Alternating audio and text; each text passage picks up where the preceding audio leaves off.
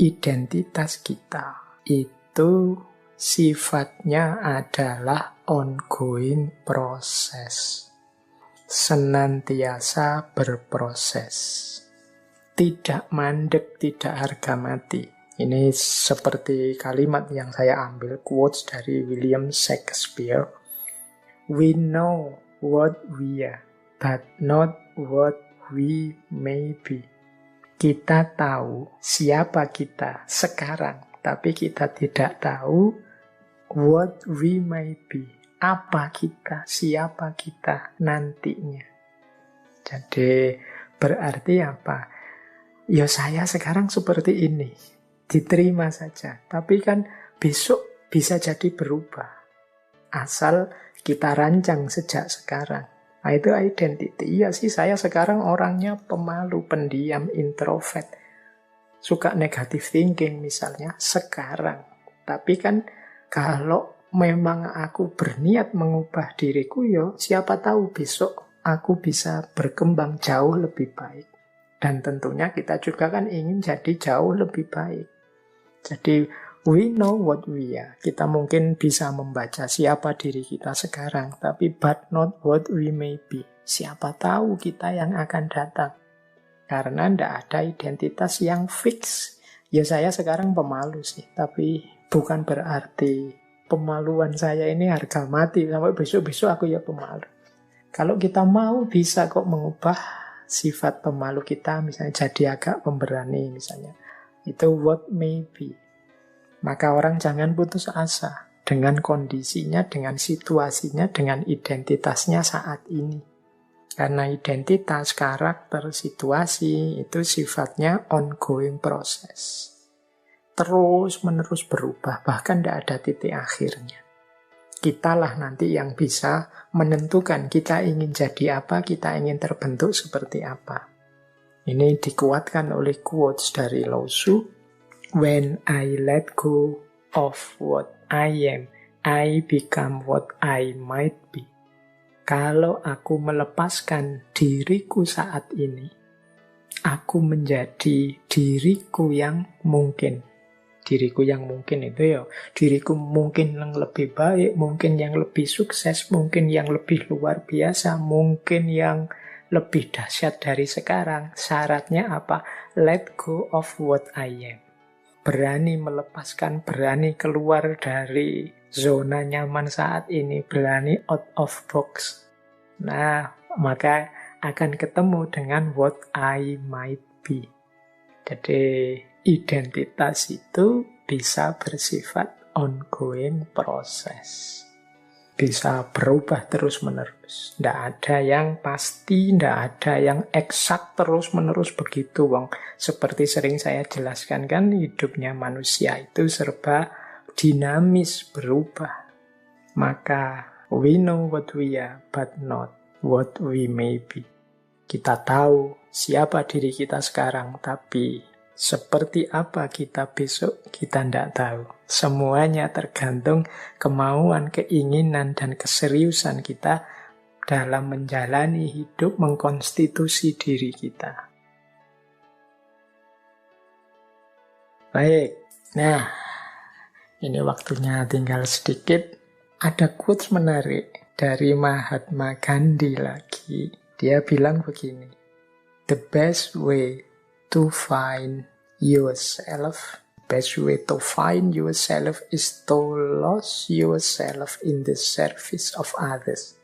Cara terbaik untuk menemukan dirimu adalah dengan cara melenyapkan dirimu dalam melayani yang lain, dalam berbuat baik pada yang lain. Nah ini quote terakhir dari Mahatma Gandhi. Ini mungkin kita pahami sebagai strategi alternatif ya. Mungkin kita kesulitan untuk membentuk diri kita. Ya sudahlah, ada jalan pintas, yaitu apa? Lakukan kebaikan untuk orang lain.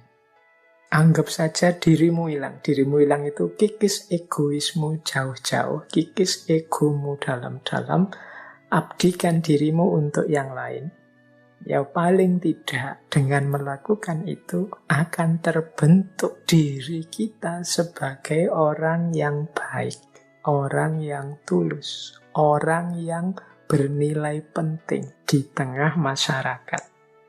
Jadi kita kan sulit, Pak saya itu siapa ya Pak? Saya itu cirinya apa ya Pak? Kelebihan saya apa ya Pak? Kekurangan saya apa ya Pak? Kita kan sering begitu, terus capek baca buku kiri kanan. Sudahlah, kalau tips dari Mahatma Gandhi, lakukan saja kebaikan-kebaikan semampumu. Mungkin awalnya agak memaksa diri, tapi lama-lama seperti itulah kalian akan terbentuk. Jadi apa? Jadi orang yang baik. Jadi orang yang melakukan banyak kebaikan untuk sesama. Otomatis di situ kita eksis, kita bernilai penting. Tadi kan kita merumuskan identitas macam-macam itu kan untuk menegaskan diri, menunjukkan kita ada, menampilkan betapa pentingnya diri kita, kan begitu.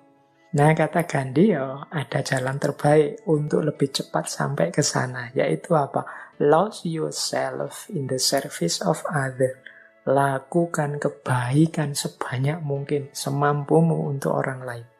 Otomatis nanti lama-lama terbentuklah identitas dirimu sebagai orang yang baik. Tampillah kalian eksis sebagai orang yang baik. Otomatis nilai dirimu jadi penting. Orang lain mendapatkan kemanfaatan dari hidupmu. Jadi ini jalan praktis dari Mahatma Gandhi. Kalau mungkin di antara teman-teman yang kesulitan melakukan konstitusi diri, identifikasi diri yang mendalam, rumit, seperti para filosof, ya sudahlah, teman-teman punya konsep kebaikan apa, ngerti yang baik-baik apa, paham yang bisa dilakukan apa, lakukan itu semaksimal mungkin. Disitulah nanti diri kita akan terbentuk. The best way to find yourself is to lose in the service of others. Terakhir, ini tak tambahi satu lagi. Kalau tadi alternatif dari Mahatma Gandhi, ini ada lagi satu alternatif dari Maulana Rumi. Cuma ini mungkin lain waktu akan saya jelaskan jauh lebih panjang, karena sesi malam hari ini kita belum sempat masuk ke aspek identitas dari perspektif agama, khususnya dari perspektif tasawuf. Tapi kita bikin trailernya dulu ya. Ini dari Maulana Jalaluddin Rumi. Kata beliau begini, how do I know who I am or where I am? How could a single wave look at itself in an ocean? Bagaimana aku bisa tahu siapa aku atau di mana aku?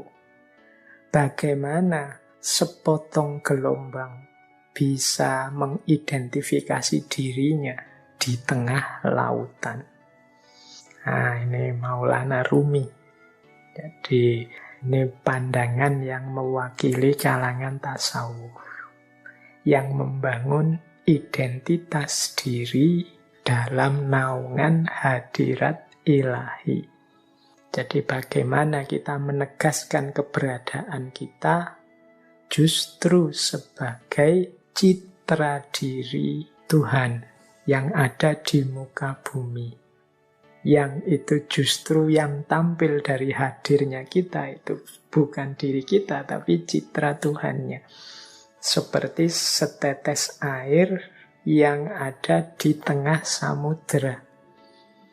Jadi setetes air tadi mewakili hadirnya samudera.